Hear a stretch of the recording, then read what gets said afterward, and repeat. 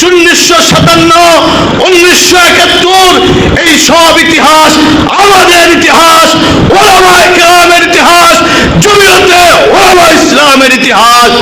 আজকে যারা জমিয়তে ওলামা ইসলামকে, এদেশের আলেম ওলামাকে মাইনাস করে বিভিন্ন স্বপ্ন দেখো, পরিষ্কার বলতে চাই, আগামী নির্বাচনে এদেশের আলেম ওলামাকে বাদ দিয়া, জমিয়তে ওলামা ইসলামকে বাদ দিয়া কোন সরকারকে ক্ষমতায় আসতে দেওয়া হবে না, হবে না, হবে না ইনশাআল্লাহ। নাম কি? ফলে পরিচয়। দারুল উলুম দেওবন্দ একটি বৃক্ষ, একটি গাছ, যার ফল শেখুল হিন্দ মাহমুদ হাসান দেওবন্দি, যার ফল হযরত মৌলানা হুসাইন আহমদ মাদানী, যার ফল হাকিমুল উম্মত হযরত মৌলানা আশরাফ আলী থানভী, যার ফল হযরত মৌলানা আনোয়ার শাহ কাশ্মীরি, যার ফল হযরত মৌলানা আতাউল্লাহ বুখারী, যার ফল এদেশের ওলামায়ে কেরাম মুরব্বীরা কথা বলবেন।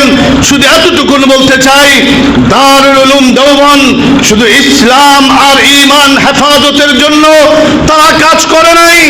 দারুল উলুম দেওবন্দ উপমহাদেশে ইসলাম, দ্বীন, ঈমান হেফাজতের পাশাপাশি স্বাধীনতা এবং দেশ জনগণের জন্য কাজ করেছে। আলহামদুলিল্লাহি রাব্বিল আলামিন والصلاة والسلام على رسوله الأمين وعلى آله وصحبه أجمعين أما بعد فأعوذ بالله من الشيطان الرجيم بسم الله الرحمن الرحيم إن الله لا يغير ما بقوم حتى يغيروا ما بأنفسهم آمنت بالله صدق الله العظيم।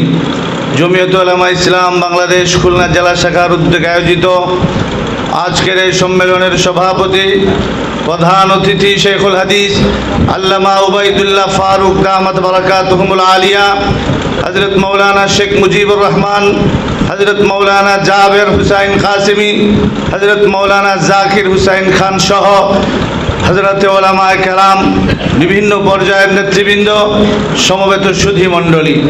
দারুল উলুম দেওবন্দ একটি নাম, দারুল উলুম দেওবন্দ একটি ইতিহাস। দারুল উলুম দেওবন্দ বিল্ডিং এর নাম নয়, দারুল উলুম দেওবন্দ একটি চেতনার নাম, দারুল উলুম দেওবন্দ একটি আদর্শের নাম, দারুল উলুম দেওবন্দ একটি সংগ্রামের নাম। বৃক্ষ তোমার নাম কি? ফলে পরিচয়। দারুল উলুম দেওবন্দ একটি বৃক্ষ, একটি গাছ, যার ফল শেখুল হিন্দ মাহমুদ হাসান দেওবন্দি, যার ফল হযরত মৌলানা হুসাইন আহমদ মাদানী, যার ফল হাকিমুল উম্মত হযরত মৌলানা আশরাফ আলী থানভী, যার ফল হযরত মৌলানা আনোয়ার শাহ কাশ্মীরি, যার ফল হযরত মৌলানা আতাউল্লাহ বুখারী, যার ফল এদেশের ওলামায়ে কেরাম মুরব্বীরা কথা বলবেন। শুধু এতটুকু বলতে চাই, দারুল উলুম দেওবন্দ শুধু ইসলাম আর ঈমান হেফাজতের জন্য তারা কাজ করে নাই। দারুল উলুম দেওবন্দ উপমহাদেশে ইসলাম, দ্বীন, ঈমান হেফাজতের পাশাপাশি স্বাধীনতা এবং দেশ জনগণের জন্য কাজ করেছে। ইতিহাস বলার সময় নাই। দারুল উলুম দেওবন্দ যেই রক্তের উপরে প্রতিষ্ঠিত, আজকে 1957, 1971 এই সব ইতিহাস আমাদের ইতিহাস, ওলামায়ে কেরামের ইতিহাস, জমিয়তে ওলামা ইসলামের ইতিহাস। আজকে যারা জমিয়তে ওলামা ইসলামকে, এদেশের আলেম ওলামাকে মাইনাস করে বিভিন্ন স্বপ্ন দেখো, পরিষ্কার বলতে চাই, আগামী নির্বাচনে এদেশের আলেম ওলামাকে বাদ দিয়া, জমিয়তে ওলামা ইসলামকে বাদ দিয়া কোন সরকারকে ক্ষমতায় আসতে দেওয়া হবে না, হবে না, হবে না ইনশাআল্লাহ। আমার ভাইয়েরা, শেষ কথা, সুতরাং আমাদেরকে ময়দানে অবতীর্ণ হতে হবে। রহবানুল লাইল ফুরসানুন নাহার হতে হবে।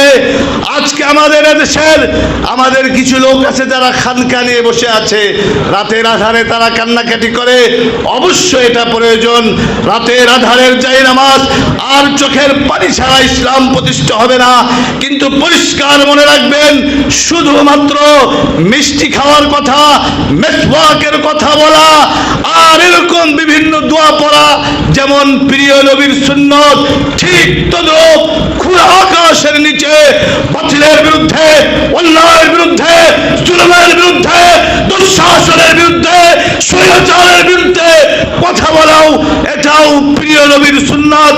তা যদি না হতো তাহলে হুনাইন হতো না, তাবুক হতো না, বদর হতো না, খন্দক হতো না, ফতেহ মক্কা হতো না। সুতরাং রাতের আধারে যেভাবে যে নামাজ আর চোখের পানি লাগবে, তদ্রুপ দিনের আলোতে রক্ত আর ঘাম লাগবে। কারা কারা দিয়েছেন আমি দেখতে চাই। নাসরুম মিনাল্লাহ, ফাতহুন করিম। আসসালামু আলাইকুম ওয়া রাহমাতুল্লাহ।